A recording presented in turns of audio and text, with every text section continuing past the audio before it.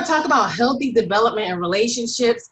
And it starts with our kids.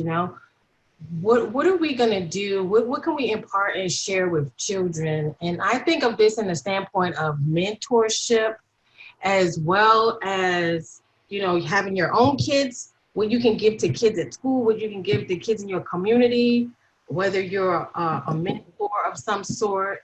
What is it that we can do? Because I guess what I've seen and heard is a lot of relationship type issues and self-esteem type issues. And I could just say this personally. My mom always said, why didn't you marry a lawyer or a doctor or somebody? I was thinking, because I'm messed up. What you talking about?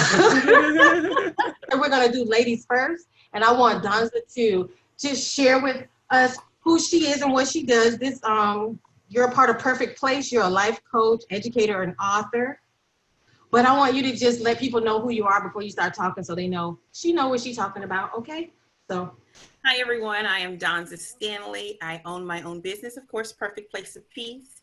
I'm an educator in the state of Florida, and I deal with mental health. I deal with people, helping them find their perfect place of peace.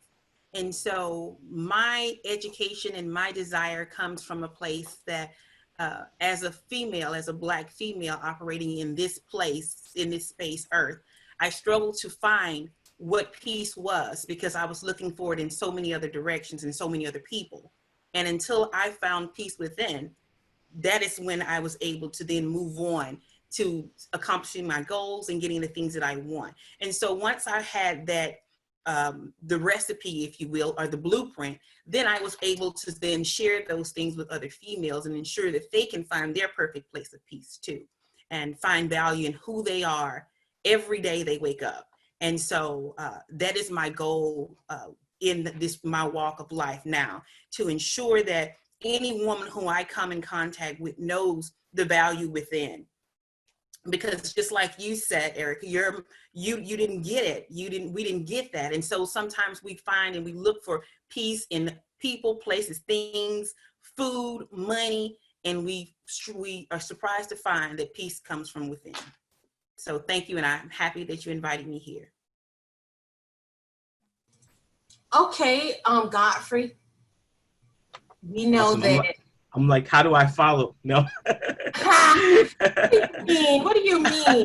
No, okay, Godfrey, you've been a mentor for like 4 years. You have lots of certifications, and you're with Man Up. I mean, and you're in the financial industry with me. That alone is counseling.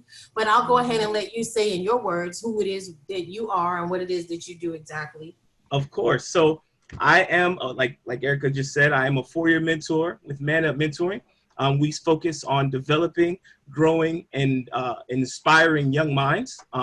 We started our organization focused more towards men, but we have expanded exponentially to touch on all youth, male, female, from anywhere from 10 to 18 and beyond. I'm also with PHP, financial service firm, where we teach entrepreneurship and mentorship, leadership, becoming a better version of yourself. I'm also with Grassroots Movies, where there we are production and funding, a lot of different things going on. So I'm definitely honored and happy to be here with you, Erica and Donza as well. What do you mean? How can you follow up? That was a lot. Right. I'm ready to rewrite mine now. He's trying to shine. All right. So, Donza, what age children or women do you work with? What age do you work with? I started my process in Louisiana working with youth, working with middle-aged to high school students. And with that, I was doing crisis counseling. I was doing mental health trauma. And then I started working with FEMA for disasters. So I worked the recovery. I worked hurricane, the Houston hurricane. I also worked out here in Florida. And so after I've done over 500 inspections for FEMA, and once I kind of settled in there and decided, okay, where I'm going to be in Florida, and this is where I'm going to be, then I started the mental health business, or I started the life coaching business as a life coach for adult women here in the state of Florida. So I've worked with all ages, however, mainly women, and here now just strictly adults. Okay, and so Godfrey, you do men or boys? You do boys. Mostly boys, young boys, anywhere from the age of 10 to 18. I have a few older mentees who have graduated and gone on to do things. And so mentorship is a life goal. It's not something that we stop just because someone has reached a certain age. So as long as they have my name and number, as long as I'm breathing, they have access to me as a mentor. I know for me, like my son is 13, so you know, we do a lot of talking, a lot of TED Talks, and, you know, he goes with me to work and stuff like that. There's only so much you can really do as a parent, and there's only so much your kids are going to tell you. So what are some recommendations you all have as far as like reaching out and getting help for, you know, people raising children and, you know, aspects of mentorship versus counseling? I'll let you go first. You want to? Okay. All right. So one of the greatest tools that I was given, I'm not a parent yet. Hopefully it'll come soon. But one of the greatest tools working with children that I've seen is safe place, right? A child always has to have a place that they can feel comfortable to go to, whether it's home. You know, if it's home, that's an amazing thing because that's 2 in 1, right? But then they have to have somewhere. If it's not home, then it's somewhere else, right? Where do they go to feel safe and comfortable? A lot of the kids that I've worked with will open up about things that have happened in reality, right? That they haven't opened up to about their parents. So I would say, if anything, find out what a child's safe zone is. If they don't have one, create one. And so for me, as the females of the women that I work with, what we hear now is statistics. The statistics are out there, and we're always getting a number, and that number scares us. It gives us this narrative that 70% of African-American women are single. African-American men are choosing to date outside of their race. African-American women are higher in breast cancer. We're higher in undiagnosed mental health. We struggle when we go to the hospital to actually get the health care. So all these numbers out there, you have to realize on a mental level, hearing that day after day after day, and then you have people in your space who don't know any better, and they say things like your mother said. So it compiles that mental health and so when you go out and you act out, it's like a volcano that erupts. And that's what I see in females and in the women whom I work with. It's just been a plethora of information coming in so many avenues that then we become what they have told us who we are. And we weren't originally that thing. And so for me, working with female women, it is to change the narrative. You operate in your perfect place of peace. I am healthy, I'm wealthy, I'm wise. I am enough. I am a conqueror. I am a queen. We have to change the narrative. And then once we change the narrative, the story changes. But as long as we're still hearing the same narrative, we start writing the same story. And so that is what I work with daily. I have to smile when you say that, because I was told so many things. You know, there's the thing that all men want, you know, and you're not going to find any good ones. But then even for myself, you know, things like your teeth, you know, your butt's too big, or, you know, just things that make you feel so small, unworthy, so unattractive. This is a good one. Your feet are so big, you don't need to wear shoes, you can wear boxes. And I was like devastated because wow. Here it is. I'm being raised by this little petite light-skinned woman with long hair. She was the complete opposite of me. I'm tall, I'm dark-skinned, I got big feet, you know? And so it's like, ooh, I feel ugly. So yeah, I was gonna go land a doctor right after school. Yeah, woo, you know what I mean? That wasn't gonna happen because, you know, it was no positivity, you know, being put in there. I've gotten to the point where now I tell my son every day, like, I love you, until he's like, okay, get out my face. But, you know, like you got to put in order to see results. You got to put in. And if Yeah. somebody, But he's going to get that back. He'll hear that in his dark times. He will hear that voice from his mom Yes. saying, I love you. He'll hear that. So continue to put that in there, because that changes the narrative. That's my hope, that it changes it, because he'll hear it when he's struggling. He'll hear it when he's just like right now. You still hear your mother's voice. Even the negative, you still hear it. So yeah, I don't listen to it much. They said she should live with you, and I said, "Ooh, if they snip her vocal cords, we might be able to work something out." But it's not gonna happen. So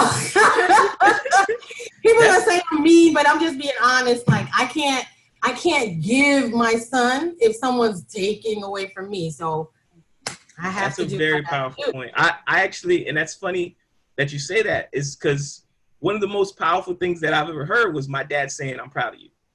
And Woo! it sticks. It sticks. I remember the first time he said that. I remember, it's high schools. Like, I think it was the 10th grade. And I graduated going to the 11th or whatever. And he was just like, "I'm proud of you, son. I'm proud of the man I see you becoming." And I was like, whoa, like, I want more of that. Where do you buy that? And it's funny that you said that, because I heard someone told me like women express love verbally and men express love like monetarily or like with their duty. So where it's not given. It's not so much. And like I said, 11th grade, that's the first I'm hearing it. And it's not that he didn't show me he loved me, but or was proud. It's just that was one of the first times I could ever remember him saying it. So there's a lot that stands out, shows you that he didn't say it. Yes. And but the thing is, with men, love has tended to be an action verb. It's action, and they supposedly show in the things that they say and they do.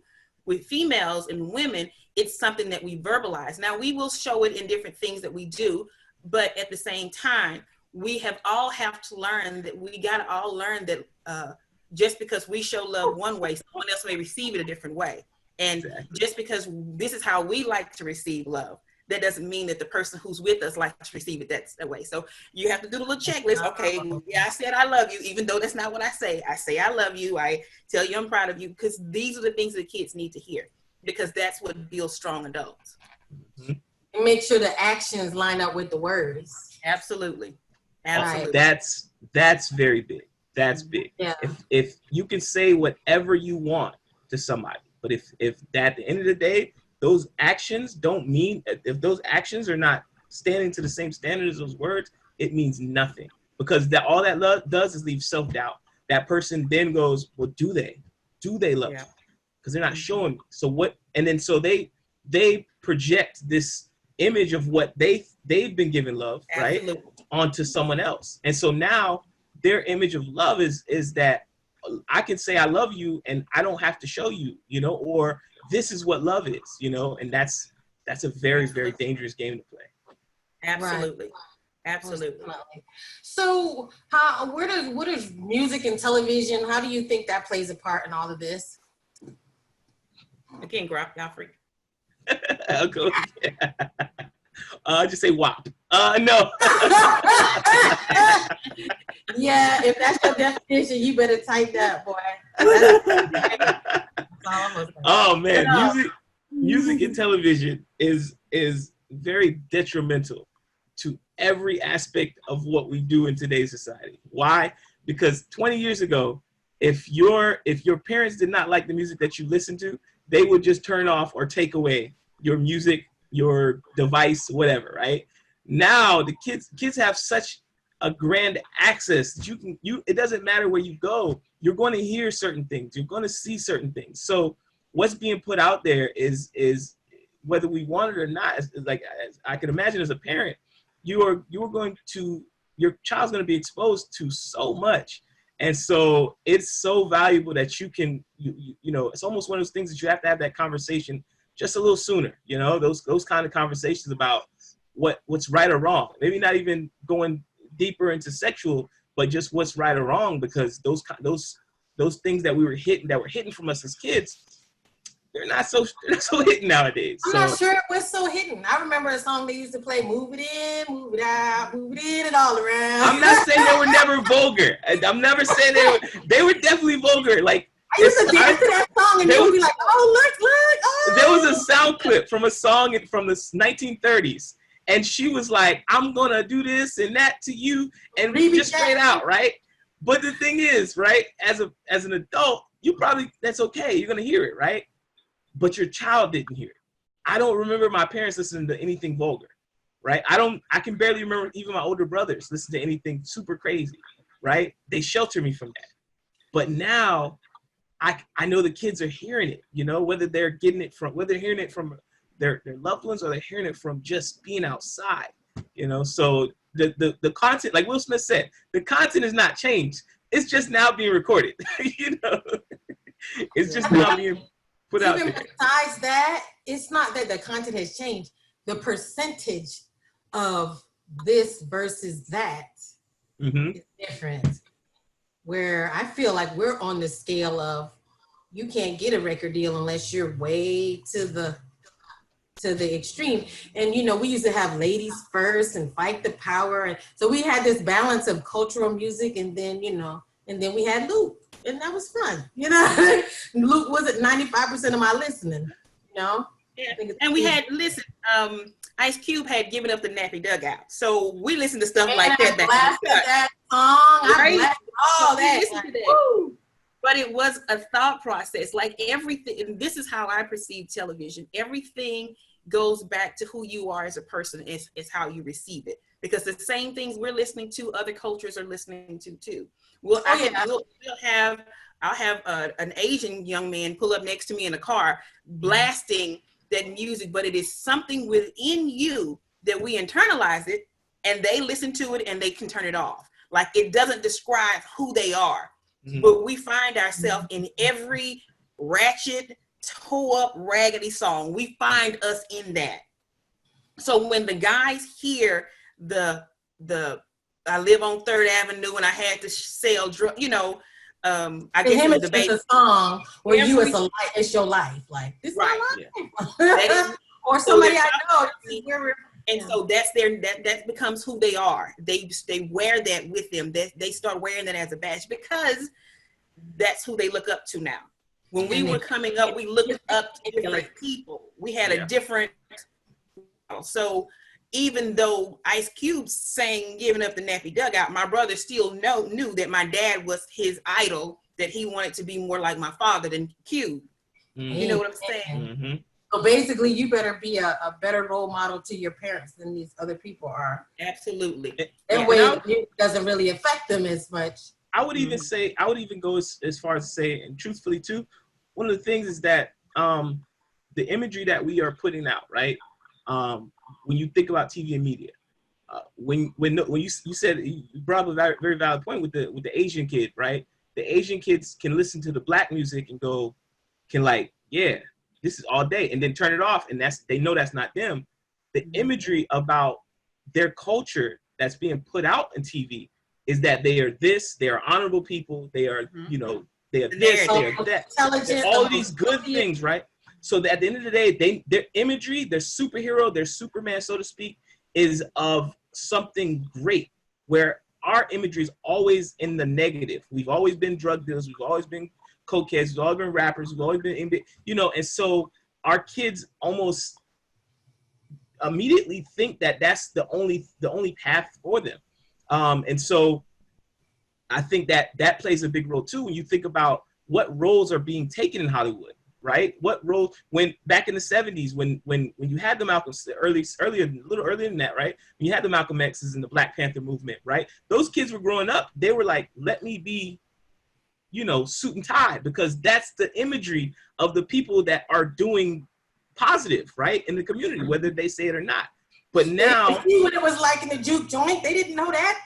Yeah, they didn't know none of that. Crack was an epidemic back then, still. But they only saw those people that were like, let's make something happy. The Huey Newtons and all of these people, you know, that they saw these people, the Farrakhan's and whoever else.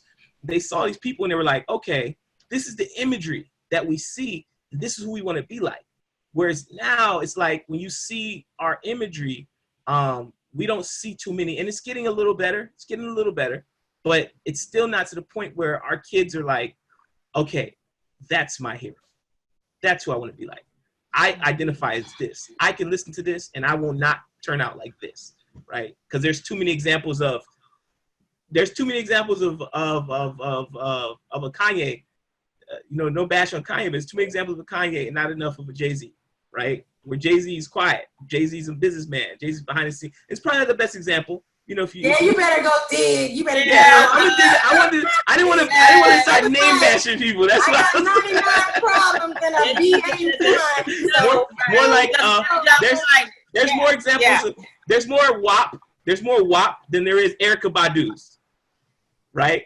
So when you like, all right, so like, I want a Sade. Like, where's the Sades at? And then you got. Yeah. And the problem is that they don't exist. It's just you just don't get to see them as much. You just don't get to see. They're not seen. And then. But go ahead. I'm sorry. No, go ahead. What I was going to say was that for me, I even stopped listening to what's her name? Blonde hair, honey blonde hair. Shit. Mary J. Blige.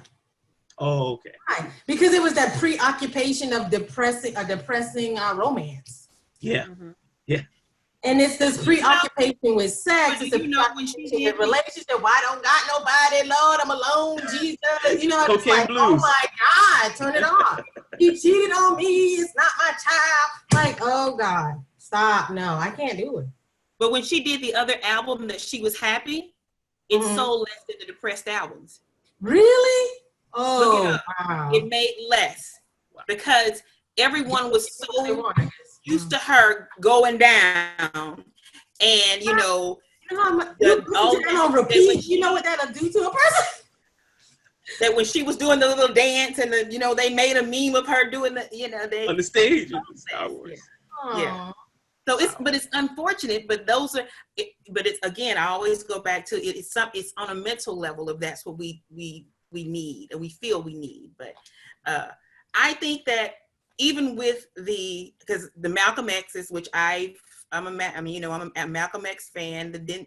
All of those people, they had a history, and their history wasn't as gorgeous as what they see now. Ooh, and all we see is the right now, and so we celebrate the right now instead of knowing that he was, what was his name, Malcolm Little? Well, I can't think of his name, and he used to run drugs, sleep with prostitutes, and hustle women. It was a process for him to get to the Malcolm X we know now. Exactly. So I encourage everybody to know that you can get to where you want to be, but you have to be willing to go there. You have to get there. Malcolm X got to his bottom in prison with, when they got him, his head was in the toilet trying to wash out a perm before he went to jail. And then the brother who did come to find him, when they found him, he was looking for a hit. But through all of that being his story, he came into the awakening and became the amazing man we knew him to be before he transitioned. So everybody has a pre-story, and it doesn't mean that it has to be their end story, And I say it's a journey, because it gets when I see all the girls and I see them, doing whatever, I know it's something. When I went to Daytona Beach and I was like, everybody's here is blue, green, yellow, pink. And I was like, wow, this is amazing. I ain't been outside in a while. I ain't been around this many people in a while. And everybody was so different. And I had to back myself up. Like, wait a minute, you're a certain age and you have a certain amount of relevance. And this is their time. And as they grow and change and develop, let us back away from our judgment, because now we're like the old judgy people now. We're like, no, and it's like, no, because you was playing all the Snoop. And I remember when I found that little loop tape, boy, I played it till it popped and taped it back together. Come on, go with it. Turn that up in the back. I played it. So, let me not judge, because at that time, who knows when that person walks out into their greatness. Yeah. So who knows? It is a process. I can remember back when you were speaking of your mother. I can remember there was a time that I would wear makeup on my face 2 shades lighter, and I would have a wig on sometimes even sleep in it, probably about 10 years ago. What? I was just. Well, don't do the thing now. Yeah, I was a mess. And I used to, my daughter, who's named after me, she's a chocolate baby. She's just this dark chocolate sweetheart. And she was just not, she would wear a hood over her head. She wouldn't want to comb her hair. She was always, I can buy her new clothes. She was dressed raggedy. And I would be always, baby, you're so pretty. Why are you doing that? And she says, Mama, you don't even like yourself. How would you want me to like me? I cut off every bit of my hair and started my natural hair journey. I did not wear makeup for a few years. And on a mental level, I realized the damage that I was doing to the child who God given me the grace to be the mother of. I was making her think that she wasn't good enough to be who she was in her own skin by the example that I was setting. So when you step out of that wig, boy, and you step into that natural, you start to look at people different. Like, what is she doing? Hair like this, like, you know, it's jarring. Like, we're so beautiful and so very beautiful. It takes a lot. You have to, like you said, on television, we see the images of these other people and they call them beautiful. J-Lo made big butts beautiful. Now we've had them forever. We've had them. Thank God she put the thighs on there too. I mean, like, you know, the Kardashians made the lips cute. I mean, but we have cute with us. There's something, we have a world that tells us that when you have it, it's not good enough. But when others have it, it's great. But we have to start telling ourselves a different story. And I don't know why. This is the only thing in my learning I haven't gotten. Why we give them so much power over who we are. Like, as a group of people, there are 37 million Black people in the United States. We bring in over $1.5 trillion a year. Trillion. We set trends. We have some of the best music. However, when we look for approval, we look at over here. What you think? You think you're okay? You like what I do? Asian? You like what I do? You like what I? But we don't save our money. Or I just remember there was a time. Well, it still probably is a time where all the newscasters, all the people who get parts, it was conformity. So after it was conformity. You wasn't gonna be on the news or on the TV unless you straightened that thing out. Conquer I can agree with that. Happy. You remember that? I can agree with that. So even the newscasters would say, "Oh, we can't have braids." Even in the military, you get, they'll be like, "Oh, take your braids out. You gotta take your braids out." It's a fad. So they literally did have control. You see some schools where they won't let kids go to school with box braids, or they won't let kids go to school with locks. But how is that possible when our tax how is that possible when our tax dollars pay for the job that they do? As a people, our voices are louder and more powerful than we think they are, but we don't use them in a way that we should be. Now, we can get upset with Cardi B for WAP, but we don't voice opinions about people not letting gentlemen wear their hair in a lock how God intended it to be. I mean, some things shouldn't even be an argument as a African American person, because that's who we are. Our hair grows how our hair grows, but we get to a point where I know all of us want to make some money. We ain't trying to be broke. We ain't trying to be at the house. So we fall into those things that they want to see us in order for us to conform, like you said, to what they consider to be a good person or a smart person. I think it goes into that system too. When you think about system, right? Every great business has a system, and there's no greater business in the world than America, right? And so America's system runs like this, right? We want you to be a certain way so that we can produce certain results, and so that we can appease certain standards, right? And those standards are Black. Like, for us, being that we don't own much, right? We don't own anything. Even when we did, they destroyed it. And they kept us in a place that now we're not funding each other. We're all business owners, right? But as business owners, I can go out and do what I need to do. I can wear my hair any what kind of way. You ladies can wear your beautiful hair, natural hair, your beautiful natural way, right? And no one can tell you otherwise, right? But when someone else owns it, then we have to abide by the ownership of someone else. And that's a generational curse. Like, that's something that's been passed down from generation to generation in America for Black people. It goes way further than just, workforce now. It goes back to even the plantation days when you think about it, right? Right? You have to be a certain way. To be in the house, you had to be what color? You want my color to be in the house, right? You didn't have not mine. we wasn't in the house, right? We was in that field. So, huh? Can have been the trustee? Okay. I might have been with the horses. I don't know, but that game is not changed, right? You have to be right. So you have to, if your hair grows nappy, it might shave it, right? Straighten your hair out so you look more like the master's wife, and then you can come probably close to the house so you can feed us chicken, right? And so we don't stand in our own too. We're still feeding the master chicken. When we're cutting our hair and we're growing our hair straight and things like that, we're still in that place where we're like, okay, we still conform into that idea. I think it can totally be that way. And I don't want people to feel like they don't have a choice. I think it's like this. If you're scared to come outside, if it's like you got to get it done and you can't come outside as yourself, as who you are, then you need to check in and get some help. Because some people can't come outside without them eyelashes. They can't come outside without the weave or the hair, whatever.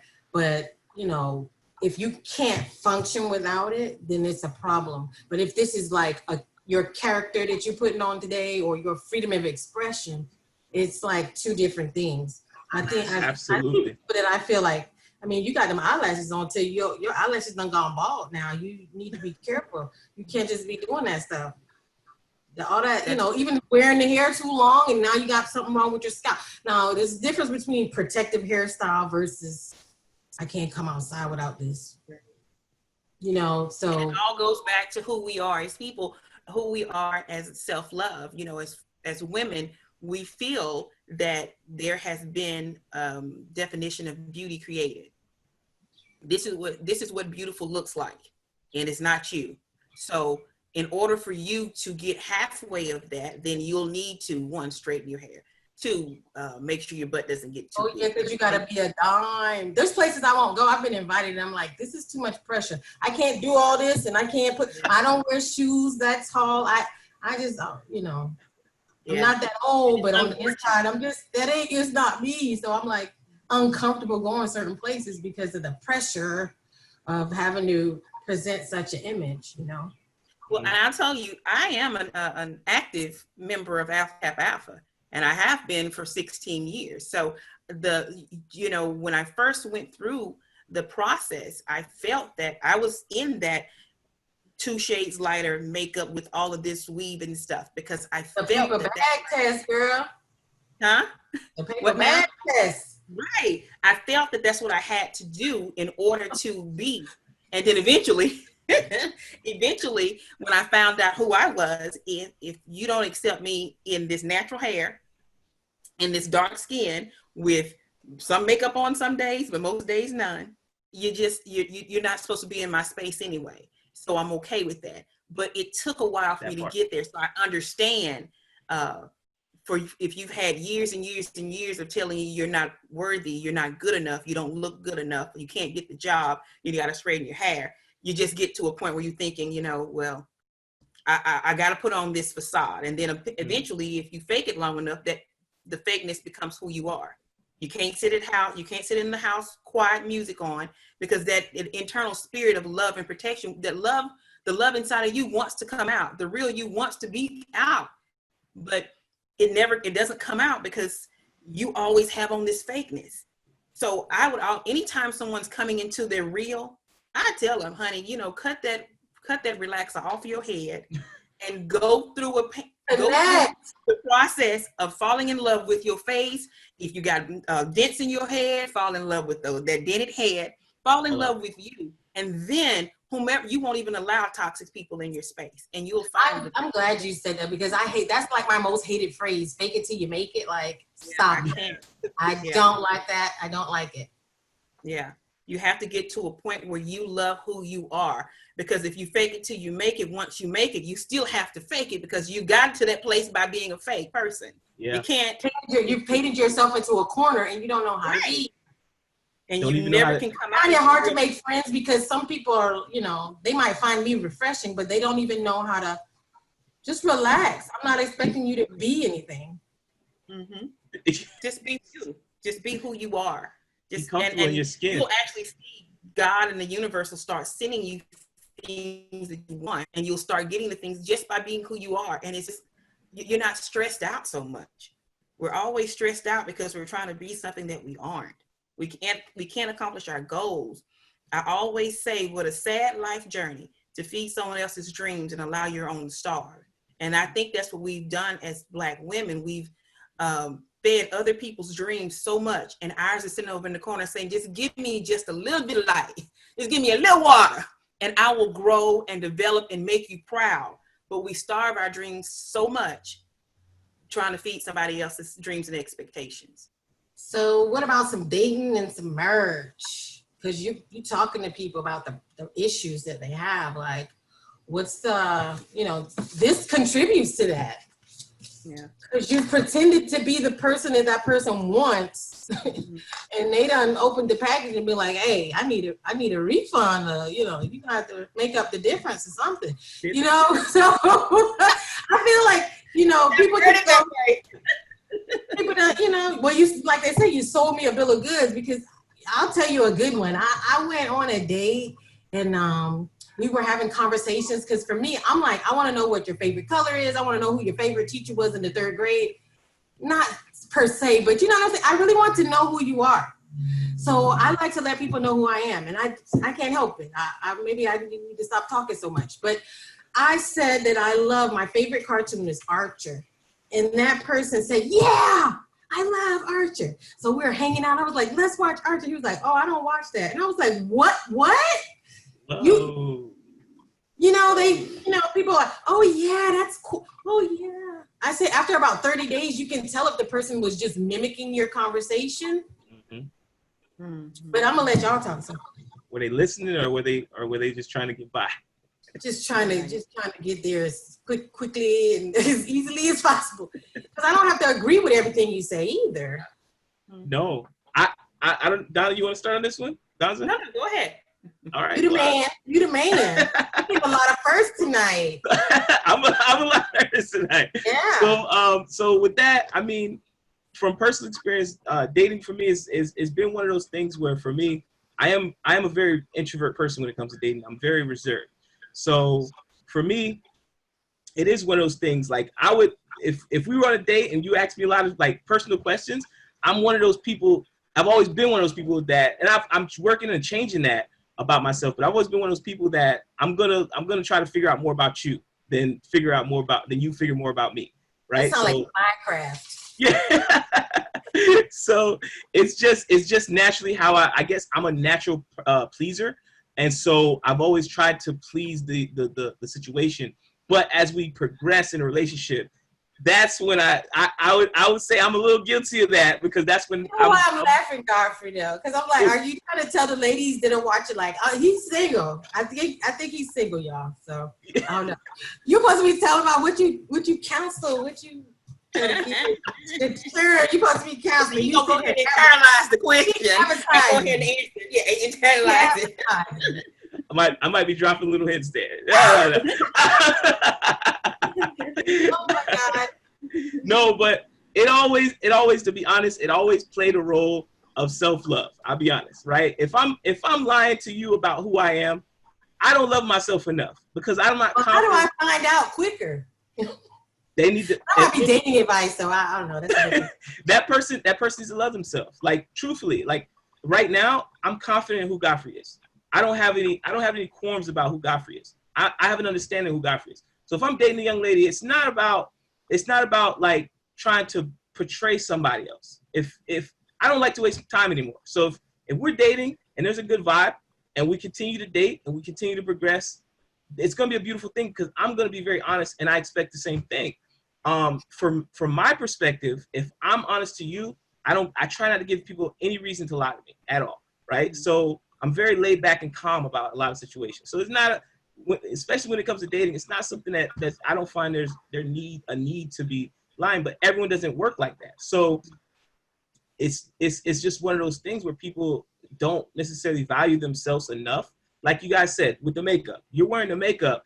I shouldn't have to 6 months down the line see you. You know, you shouldn't be afraid to not wear makeup around me. That shouldn't be a thing. So, you know, I met a lady who told me she was married like 15 years. She said my husband never saw me without makeup. I said, what? That's crazy. What does her pillow look like? I don't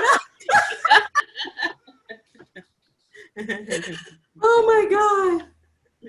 And so it's just self-value, self-worth. I think that plays a lot into dating. And the more you value yourself, the more you understand that your time is valuable, the more you understand that sharing your time with somebody is a gift. It's not something that you demand. It's something it's an honor to share your own time. If you value it, if you value your own time. So yeah, so don't spend it pretending to be somebody you're not. You're wasting it. Donza, what would you?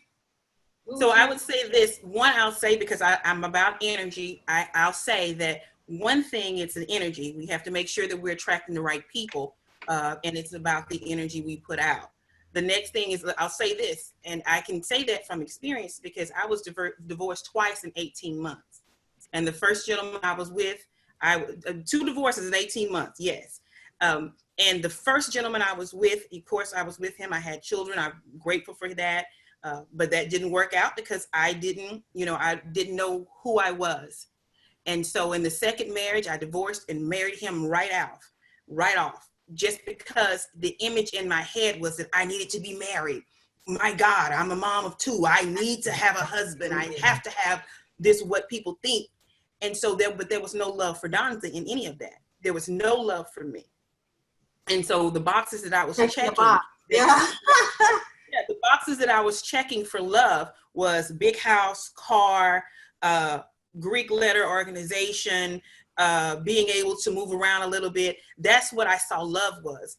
It took me going through my process and finding out who I was, and actually finding the self-love and the love and respect that I have for myself, that the boxes that checks for me is someone who wants to be around me and spend time with me. Someone who's great to my children, someone who finds me beautiful when I wake up in the morning, when I know I'm looking raggedy, and wants to say good night and good morning every morning and every night. When I changed the definition of what love was for me, then I start attracting a different person to bring that love. But as long as my definition of love was what someone else had told me what love was supposed to be, I was getting exactly that.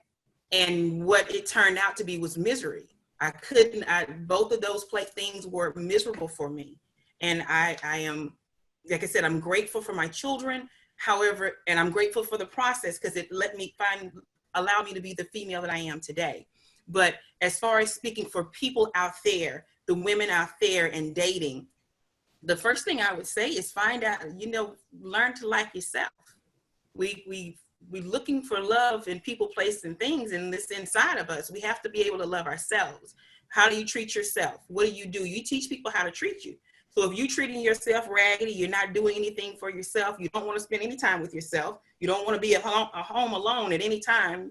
If you don't want to be around you, nobody else wants to be around you. You have to be the person you're expecting, you're looking for. And that doesn't mean giving up all of your time. Treat yourself better. We have to learn how to talk to ourselves better and then treat ourselves better. And stop allowing toxic people in your space. Don't allow people to just talk to you and treat you any kind of way. Because after the first time you do it is an accident, the second time you do it was a test, and the third time you do it is on purpose, and it's become who you are. So that's what people do. If they say it the first time, it's an accident, just to see how you respond to it. Oh yeah. The second time it's a test. Okay, well, she was all right with it. She just kind of smiled it off. The third time, it's going to become a habit for them because now they know you take that. You're okay with that. So you're trying to figure out why you're paying for dinner every other weekend. Because you allowed to have it the first time. That's what toddlers do. They test you. Teach somebody how to love you. And they did it and left the first time. And they said, and then before you know it, that's all they do. And you're finding yourself as a bedroom girlfriend. So we have to be, Good. better at how we treat ourselves. I'm like, wait a minute, you can't treat me like that. I'm the first lady. Wait a minute, you can't treat me like that. So that helped me a lot. What Martin said, I had told, what did he say? I had told Craig and them I was gonna kick it with them. Y'all remember that little thing when Martin was always? Yeah. Do you want to see it? Do you want to see it? But you allowed it. The fastest way to find out what a person is about is when you tell them no one time, and you see, how they're gonna make you feel when you have to say no, because you do need to put that in your vocabulary. But yeah, something. And set your own standards. Set standards that you don't expect other people to hold. Them, you're not holding anybody else to any other standards. Set your own standards and hold yourself accountable for them. Don't allow you. These are the standards I have for Donza. And if Donza has to live up to these standards, because if I can't live up to my own standards, how in the heck am I going to expect somebody else to do it? How can I expect that? That's nonsense. I can't expect someone else to treat me better than I treat myself. Period. And you I can't think give from kids helps too, because I feel like if I'm taking away from my son, that's my judge. You'll do more for other people than you do for yourself. So here you got a child in the mix, like, okay, wait a minute, my son needs my time, he needs my money, he needs me. So if you're messing up what it is that my son needs, that has become my gauge, like, oh no, we can't do that. and you can't give from a cup that's not overflowing. I ain't say full, overflowing. Right out of my mouth. Overflow. You have to be. If your cup is, if your cup is half full, you need to do more self-development. You need to do more self-love. Treat yourself out somewhere nice. So that way you're not valuing those little things that you're getting from somebody else, from significant other or a date. You're like, well, my standards are higher because I've done more for myself already. So show me something different. Right. I took myself to the crab house. You know what I'm saying? Ain't cheap now. And love it. And love that. Love yourself enough. Like, ooh, man, I'm finna get dressed up because I'm taking Godfrey out. Like, Godfrey, man, where you want to go, Godfrey? Oh, man, where you want to go? It's on me tonight. Just dress yourself up. Because when you're at that self standard where you're like, man, I truly love my own time. Somebody else is just an addition to it. Somebody else is just adding to that beautiful situation. And so you're not like pressed, like you're not trying to be like, oh man, I got to impress this person that's with me because I hope they don't leave. No, you're like, man, I already enjoy myself. So I want you to enjoy a little bit of me, like enjoy what I enjoy. And if you don't, oh well, somebody that will, I just had a flashback. I just had a flashback because I have a friend and he told me he took the girl out on a date. By the time he was done, he had spent his last dime. And I was like, are you serious right now? That's what you did to yourself for a date? You wasn't even... And he probably could have saved himself a lot of headache if he had told her, you know what, I'm on a budget right now, but I'll cook for you. And if she said no, that's not who you need to be with because she doesn't understand money management. He could have saved himself a lot of headache but it's again how you value you. It's how you value you. Tell you the next time she cried, so she was who she was, okay? So that's why you spent all your money. So what about the difference between dependence and codependence? I want to just use political terms like the left and the right, like dependence and codependence. How would you help people avoid those? Or what would you say? Like, how do you avoid being too independent versus being codependent? Or do you even see those as problems? So I personally think like there's no just like politics. I don't think you need to fall on one extreme or the other. Streamline one, right? And I would streamline personally. I think independence is a great thing for anybody. If you're independent, you know enough about yourself. You know how to get to the next level, but you still need help. And knowing that you need help. And then is there like a specific aspect of life? Is it just like we talk about like relationships? We talk about relationship wise, because you know. So definitely. It probably falls more on Donza because she does more adults, right? You're in the youth. What I would say to that, as far as dependent and codependent is one, know what your standards are. You have to know what you're looking for in a person. Like, what are you looking for? And then that has to match who you are. That's the first thing. And we don't have to save everybody. We're not out to save anybody, and we're not out to create a false narrative of who we are. So if you're entering a relationship and someone is down and out and they're broken, and you, well, I can change him, that's something in you that's saying that you feel that's the best you can do. Not that you can't change him. What I'm saying is you have to get to a place where you're attracting someone a little bit on the level that you're on. Now, that doesn't mean that you won't grow with someone. And being codependent, it means that you've met someone who you all are in a place where you're weak, he's strong, and you all can grow together. He doesn't beat you up for not being able to finish something, or you're not happy about something, or every 5 minutes there's something negative coming out of their mouth. Some people become codependent on negativity. Some people love to fight and all the other kind of things. And you get there because that's your definition of love. Codependency is another form of I love, people love it. Okay, well, she needs me to do this and I love her for that. He needs me to do, and that's just another form of, people call that love, and it's actually not, because after a while people get tired of that and then they step out with someone who's more dependent on who they are. Are they more pleased and happy with who they are as a person? So to sum all that up, somebody's going to get tired. Absolutely, because after a while it's just a show. You've given someone a job and you're not growing together. There's the person who you are at 20 is not going to be the person you are at 40, and the person you are at 40 is gradually getting to the person you are at 60. So if you're with someone who you're codependent on, after a while they're going to get sick of you because you're not growing. You're still latched on to, I need this, I need this, I need this. I'm crying, I'm crying, I'm crying. It's the same thing with men. A woman can get with a gentleman who has 5, 6 kids by 5, 6 different women. That's a lot. That's a lot. And she may feel that she can save, and he may be good to her. But after a while that becomes tiring, and it's wearing on her mentally, physically, and emotionally. Not that she won't be successful with it, but you've taken on something that eventually will give you some kind of, you may have illnesses in your body, in your mind, and in your spirit, because you're always serving someone else and you're never really getting anything in. I would say too, on the opposite, well, I think on another part of that, users are attracted to givers. Givers are attracted to users, or givers are attracted to takers. Yeah.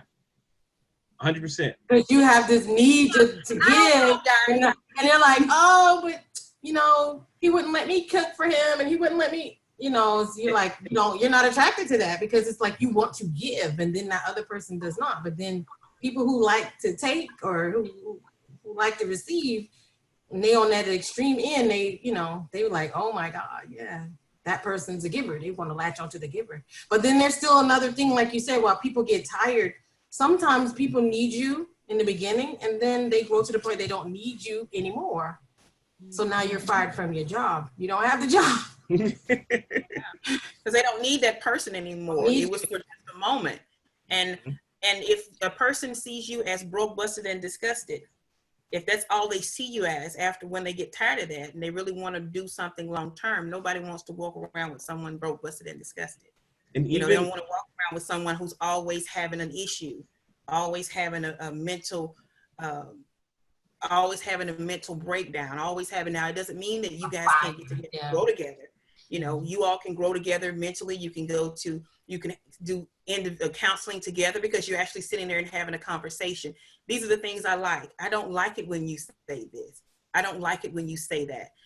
I do love it when you do these things. That's a couple counsel session that you're doing with yourself. But if every time somebody's feeding and you always eating and this other person never eats, eventually they go somewhere else to get some food. Mm-hmm. I agree. The only thing I would add as well is, even when it comes to that giver, right? The person the person that's given, all it takes is for that taker to find somebody who can give more. And then they no longer are necessary, they no longer have value in that situation. So then they get cheated on or dumped or whatever be the case. And so it always plays back to that self-value, always plays to the self-standards, always plays back to the self-love. Because when you're in this, you're talking to somebody who was a giver, who always was overly giving. It drains you. It drains you because you give so much of yourself to somebody, and then you get discarded like a toy. You know, you're like, dang, what did I do wrong? You did nothing wrong. You just didn't do enough for that person, you know, for their taking, you know. And so because you didn't set a standard on what you wanted.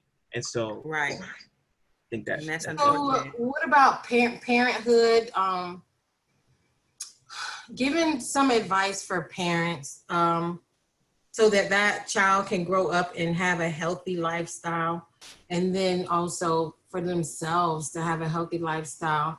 One thing that I was thinking about is versus one parent versus two parents versus divorced parents, co-parenting and things like that. Some advice or methods or techniques that they could apply.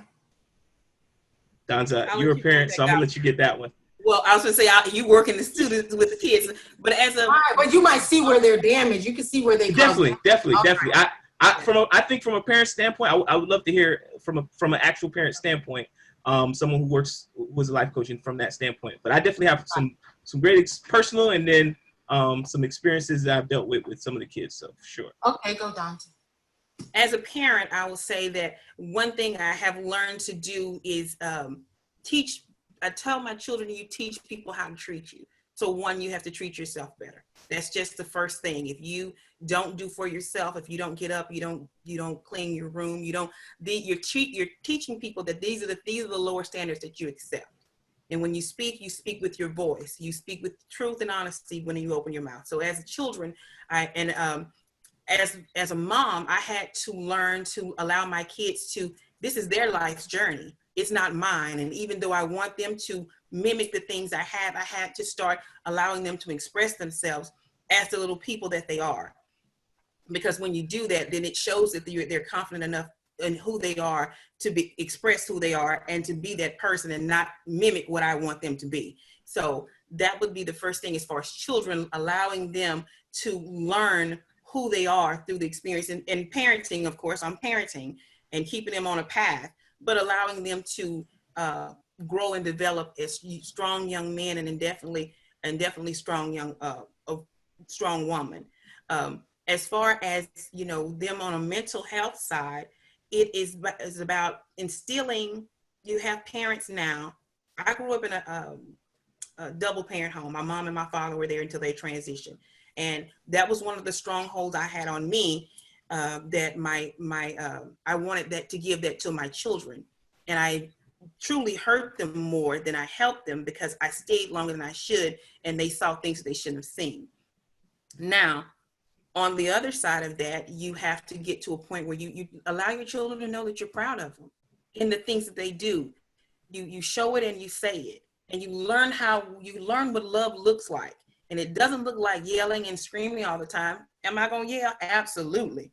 Am I going to tell you to get somewhere and sit sometimes? Absolutely. But the love comes out more than the screaming and the hate, because after a while they start not wanting to be around you, and they start thinking that this is what love looks like. And if I'm a yelling mom, and at the end of the day I tell him I love him and I yelled at him 500 times, then the female he gets is going to do the same thing, because I've drawn that as his blueprint of what love is. So I think as parents, we have to start carving out a different blueprint of actually what love looks like, and then start building that with our children. Because what we have thus far right now is, WAP is a love, and, all these other things are love. Sex, intercourse, laying down with someone, giving up who you are is love, and not just a conversation that you sitting in the room with having a conversation with your child. That's a form of love, because that's what they'll fall. That's what we'll go back to. They'll go back to that. And I'm sorry, that was a lot. Two parents, because it's so funny. I smiled because you said two parent household and such, and I thought to myself about, two people yelling. Yeah. I literally, when I was in college, wrote my parents a letter, and I said, "You guys can stop now. You can stop. Right. I'm on, you can stop." Of course, but I guess I don't understand the dynamic of what they have going on. They stayed to be married until the end. But for me, what they did to me, I felt was more like torture. Yeah. And, you know, I told people too, like, you know, I felt like school was, that was like my peace to be in school. Like school was actually a respite. I actually, you know, like, ooh, don't want to miss class today. I got to get out of here. You know,